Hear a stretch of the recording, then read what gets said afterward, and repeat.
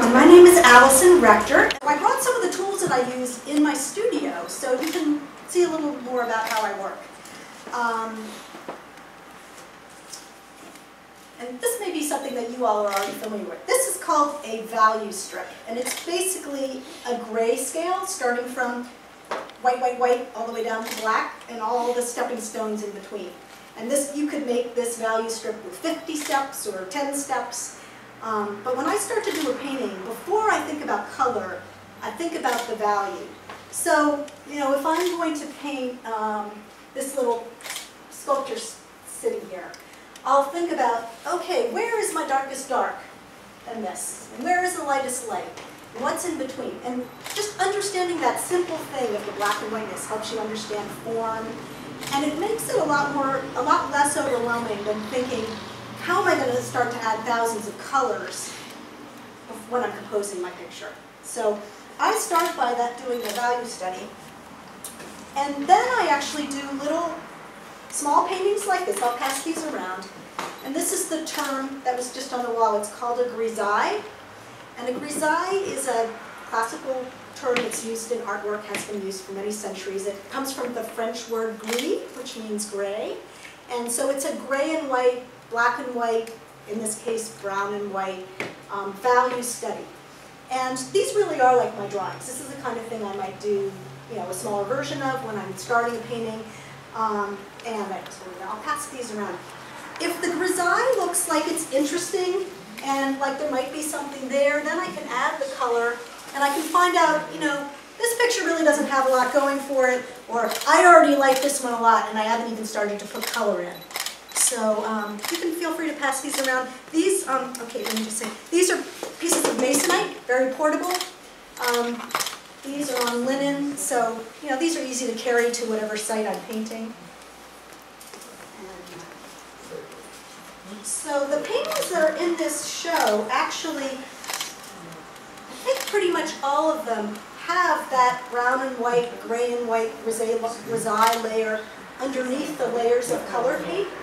So there's actually probably 2 or 3 or 4 layers of paint buildup, even though they look like pretty smooth paintings. The texture is built a little bit through these underneath layers. Has anybody else in this room ever used the technique of painting a grisaille? Well, I suggest you try it. Then I start thinking about color. And I brought in some of my color practice pieces. This is where I might take 3 different colors, just say, what's every single color that I can mix with these 3 colors? And I make a palette. And I've heard some people who are musical say that this could be a little bit like thinking about a chord in music. Certain colors might feel more like a major chord, other colors might feel more like a minor chord. And my choice of which colors to pick, I could paint the same picture with hundreds of different colors. And the color choices that I make have a lot to contribute in terms of what the psychological feeling of the picture is. This is also a favorite procrastination tool. I could spend hours mixing colors and applying them in little dots. But I do save these, and when I go to paint, in this case, this picture, which I'm not going to tell you because it's part of the guessing game, I might say, okay, which of these am I going to use? And I'll actually flip through my color, what do we call this? My resources of different colors. And think about, sometimes I've even painted the same composition with 2 totally different sets of colors and say, how do these compare? So let me pass around some of my color mixes.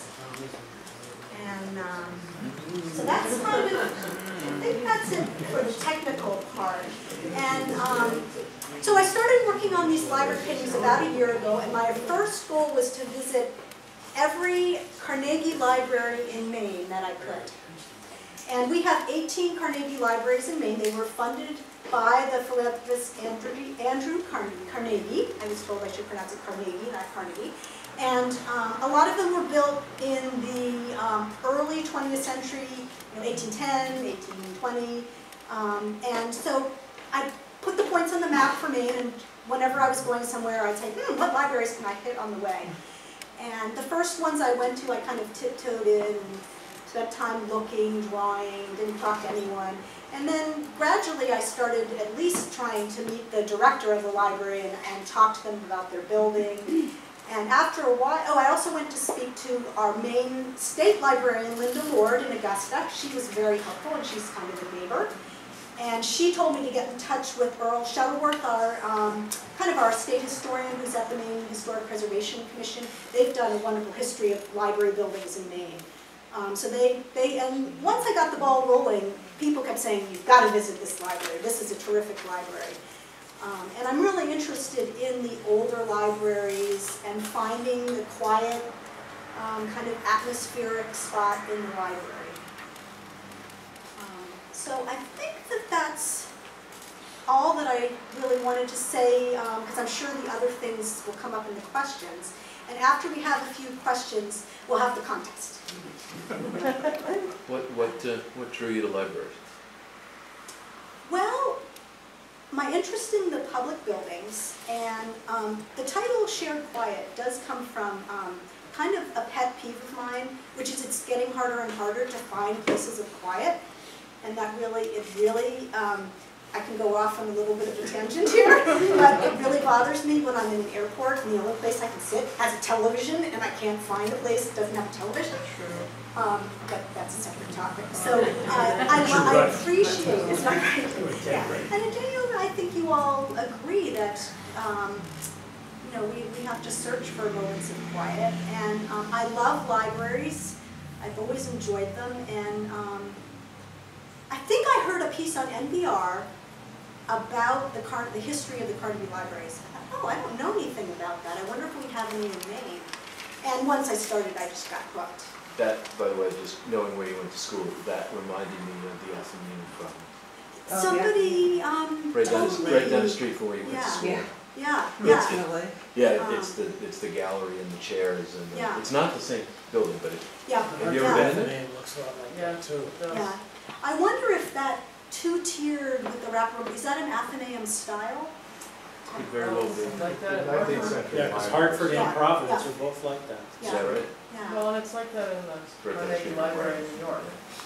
The main one on 42nd Street? Yeah. No, his library. Oh, his personal library. How do you get to visit that? It's the Morgan Library. Morgan Library. Oh, the Morgan Library was the Carnegie. Yeah. But the Carnegie. No, was that Mr. Morgan? No, it's Morgan. He didn't need Carnegie's money to build the library. Carnegie's home is the Smithsonian wing in New York. It's sorry? No. It's closed right now, and it's on. It's a Cooper Hewitt. Oh, okay. Cooper Hewitt is Andrew Carnegie. Yeah. Okay. All right. So, right. Oh, good. I'll have to check it out. Yes. A comment and a question. And this isn't meant as criticism, it's just meant as feedback. I would think as an artist, you're interested in feedback. Oh, absolutely. On what people. And when I said earlier, there's no humans in it, I also mean there's no even evidence of humans in them. In other words, everything is very tidy. All the books are in the shelves, the chairs are in a perfect line, the floor's been swept. Yep. It's like there was a nuclear war and everybody's dead. And this is what it looks like without being encumbered by humans. Yeah. And I just passed that up. Yeah. There was, like the scene that you showed us of the camp with the two beds didn't even have bedding on it. It was just the mattresses. Yeah, But that's not true of all of the works. I'm just There reacting. you go, some messy ones. I'm thinking of the one with the bed with the shoes. Yes. Exactly. Like The sheets over. Yeah. Like on this, and all I'm saying is like in this painting, a pile of books, sort of disarray of books along the chair. Something. Yeah. Anyway. Excellent comment. And I'll start by saying, yes, I am interested in feedback and I should get more of it. Because I really feel as an artist, my job, unless I want to be a hermit in my studio, is I'm basically a communicator. And if I'm not effectively communicating, and I don't mean talking, I mean if my pictures aren't communicating anything to you, then there's no reason for me to even be making them. So if you're not, your feedback is telling me, gee, what are other people getting from And this? it's not a criticism at all. Oh, yeah, no. It's only meant as, it strikes me as by not being there, Mhm. that it strikes me as something that's not there. Now, it doesn't need to always be there. I But, do but, see but that. it could answer, and I don't mean Yeah. people, I just mean Yeah, evidence right, that people have recently been there. yeah. And then I'm gonna cheat, I'm gonna ask two questions. The first one is, why do you paint? Number one. Okay. And the second question is, when you start a piece, do you finish that before you start another piece? And if not, like, is there a time limit that you usually, like when you start a piece, do you like to tell yourself, I want to finish in so much time? Or do you start it and then start something else and then maybe sometimes go back to it a year later or whatever? Yeah. But the first question is, why do you Those are paint? interesting, and I'd like to hear other artists. I like those kind of questions. First, I think I'll talk about the tidiness of the pictures. Oh, that wasn't meant. Oh, it was just a comment? Yeah, but Oh, go okay. ahead, but go ahead. All right. Well, a few people have said to me, particularly if I've asked, could I go in your home? That you have a wonderful, neglected upstairs attic. Could I spend some time in your attic? They'll say to me, oh, you've painted my attic and it's very interesting, but you cleaned it up for me. So people do say that. And if I do something like put a sheet that's turned up or a pair of shoes, it's a formal decision. It's a compositional decision. So I am also, as I said, thinking of these almost like abstract paintings, where each element that's in there is in there for a reason. You know, these chairs might actually just be visual stepping stones that get you back into the picture. The carpet is a totally different color than the carpet that's there. So, you know, I'm making editorial decisions. Yes. So I guess that's just my first reaction to that. There was a question about how many paintings do I paint at once and how long do I try to plan for them. And there was another question too. Why do you paint? Oh, why do I paint? Wow. Okay, well first I'll start, I usually have a couple paintings going at the same time. I do like to kind of get through one. I wouldn't let it dangle for 5 years, but I might have 3 or 4 that I'm working at the same time, and it might take me a week, 2 weeks or a month to do a picture like this. So I don't really say this is my deadline, but when I'm always, there may be other artists who agree with this. The painting I'm working on right now is always my favorite painting that I've ever painted, and maybe my favorite poem that I've ever written. So, you have a certain amount, oh, Scott is nodding enthusiastically. You have emotional investment in that, and sometimes till a decade later that I'll go, whoa, that painting was really good, or that's one that I should have left in my studio and never let out. So it's hard to be objective about that at the time. Why do I paint? That's a pretty big question, but I'll just say I am also a printmaker. On the stairwell, Karen and Mike have some of my silkscreen prints hanging. Well, you can include why am I a printmaker in the question. So I guess the question would be, why did I choose to do that other than thousands of other things that I could have been doing with my life? Is that what you mean? I mean, it's clear that you put a lot of time and effort and energy into this. And you've really worked, because look at That's my job. Why would I expect you to look at something? But it doesn't look like a job. Well, that's good. I'm Well, it glad. wouldn't be any good if it did. Yeah. And so I'm curious to know what it is that inspires you to paint. I've always loved to paint. As I studied it in college. I made the choice to go to a liberal arts school because I didn't want to just paint. As an 18-year-old, I didn't know what I was going to do with my life. And my parents said... Oh, you didn't know you were going to be an artist at 18? My parents said, are you crazy? You can't make a living doing that. It's a nice hobby. Your paintings are lovely, but you better get a job. So... But before that, as a child, I would imagine that you would Oh, draw yeah. stuff and people would say, man, you've got some talent. Is that true? I guess. I don't think I was a prodigy. I think, this is my personal belief.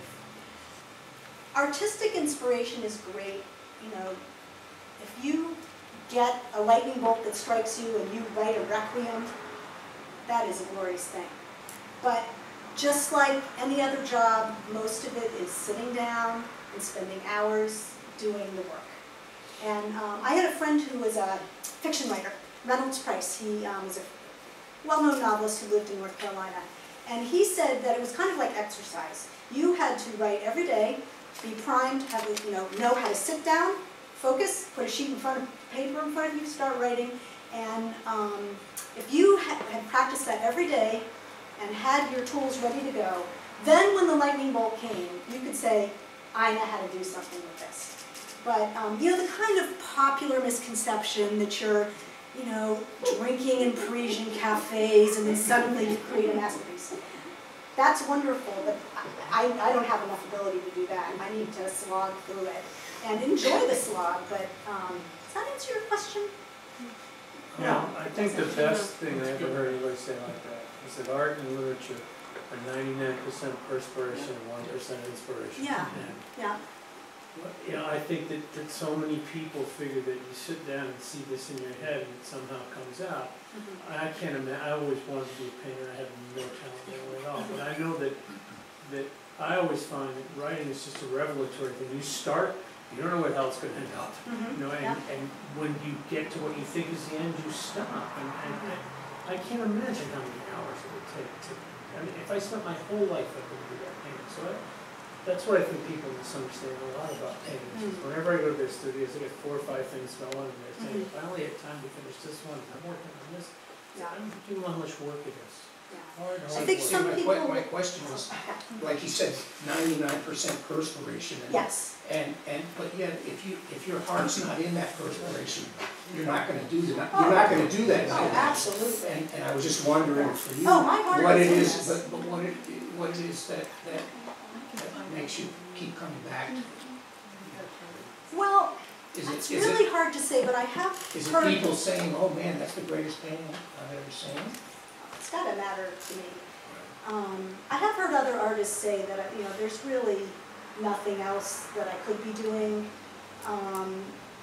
Alison, I know other realist painters like this, and sometimes I wonder too. I mean, how could they sit there and paint that all? Some of it's very tedious, and I think they find it very meditative. There's a lot of things like that you can do. I mean, I used to like to sew, and it was the same thing. You just kind of get in this zone as very meditative, and when you're doing it and practicing like Alison is, the inspiration may not come till the whole thing comes together. Sometimes it's like that when we hang a show here, we're thinking, oh, this isn't working. And we've worked on it and planned it, and then it gets hung, and it's like, oh, it's like we really planned this all out. And we're always surprised, even though we know that we have been planning it, and we have a quirky building. But I think I would think that, Alison, you would find it very meditative experience while you're working on these that require a lot of patience. Maybe not consciously. But Not consciously. I told you I love quiet. I love spending a lot of time alone in the quiet. And Well, that's, sorry, my take on this is that you're accessing both sides of the brain. That you've taken your vanishing point and moved it in different directions, so it's very, very mechanical. So it's very mechanical. It's very left side of your brain. But the rest of it is art, and it's the right side of your brain. And this kind of realism always impresses me, because I always think people are using the both sides of their brain when they do it. Yeah, other people have said that to me. I'm maybe not aware of that, but I am good at math. I can tell from your vanishing point. So I guess I'll share something with you that I haven't talked much about that I would be very interested to hear from other artists about. And that is, the past couple of years I've had, both of my parents died, and I kind of had a little hiccup. I wasn't painting. I told quite a few very good friends. I don't think I have anything more to say. I've made every painting I've ever made. I don't know if I have another painting in me. That was last summer. I took an accounting class in the fall. I really got into numbers, and I started working on these library paintings, and I just really got into them. And now I'm really excited to keep working on them. So I give that example because I think as artists we often don't talk about when they're dry periods. That's kind of scary to talk about. We're supposed to always look like we're super productive. And also that I have to trust myself. Like when you said, why do you paint? I think it's better for me to just go in the studio and start drawing and not say, why am I making a picture? What does it mean? What is it going to mean 10 years from now? I just need to go in there and do the work. And I trip myself up when I ask, what is the meaning of my body of work? Is it as good as other people's work? I really shouldn't be asking those questions. So that was kind of a long answer, but thank you for asking it. Other people have any questions? I did want, well, we have the contest, but I did want to thank two people who are in the room tonight. I wanted to thank this person who's in front of me, who is Bruce Pratt. He's a poet, a Maine poet who lives in Orrington, and he wrote a beautiful essay in my catalog, and thank you very much, Bruce. He and I have worked collaboratively on some poetry, visual art collaboration that may continue in the future, so I appreciate him being here. And I really wanted to thank Karen. I have a little present for you, Karen. Will you come up front so I can give you a present? Has anybody noticed my necklace that I'm wearing? Yes. Does anybody know what this necklace is? No. It is a piece of the Bangor Library. The Bangor Library, the Bangor Library is being re-roofed, and there's a local jeweler in Bangor who's making nice jewelry out of the pieces of the library. So I have this piece of the library. So I brought you a little piece of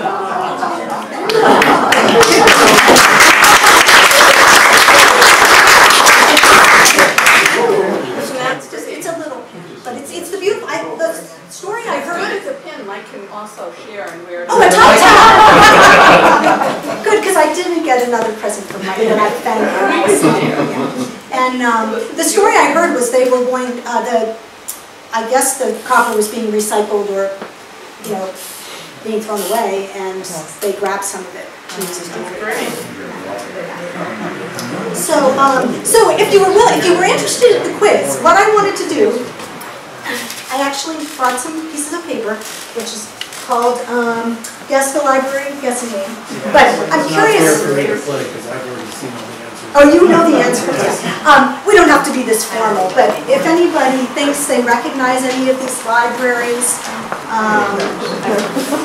does anybody think they recognize any library buildings in here? One. All right, maybe we could just do show of hands. Maybe we don't need that paper. Does any, we'll name them later, but does anybody recognize two libraries?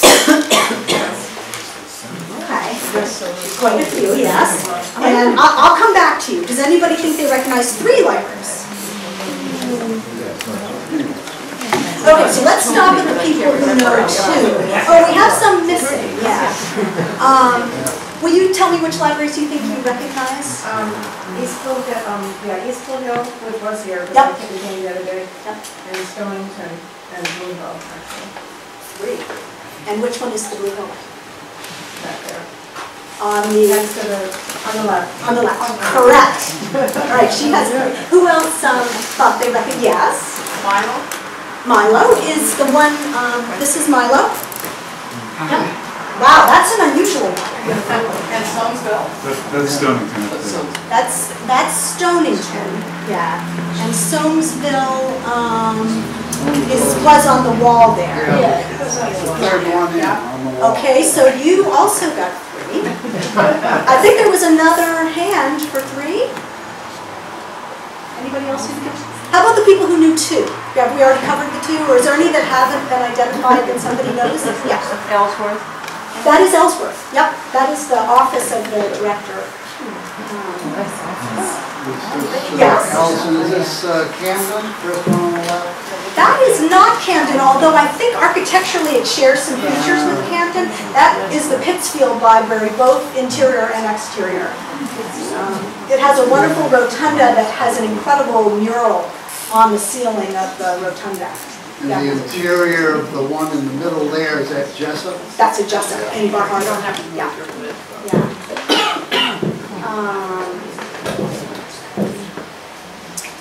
Does anybody recognize this?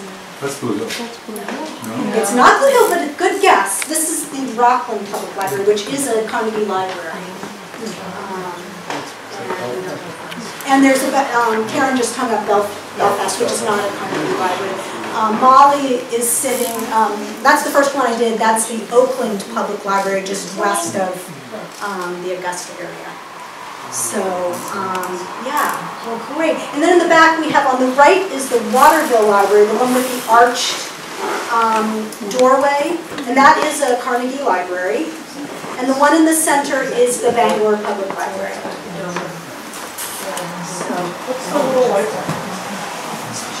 This is the Soamesville Library. Yep, new idea. So I did bring some prizes.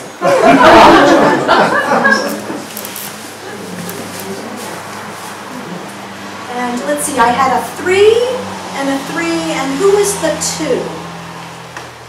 Somebody who knew 2. I think you knew 2. The prize that I brought is one of my silkscreen prints for you to take home with you. It's actually the collaboration that I did with Bruce. And Bruce wrote a beautiful poem. I was inspired by his poem. I had the poem letterpress. And then I made a silkscreen print that I print myself in my studio. It's about winter time in Maine. The poem is titled Candles in the Snow. So this is for you. And that is for you. And that is for you. Thank you very much.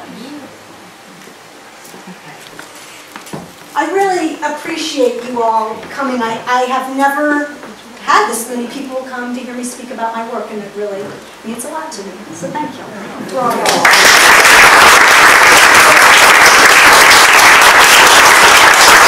If you know any library that I absolutely should visit, please tell me.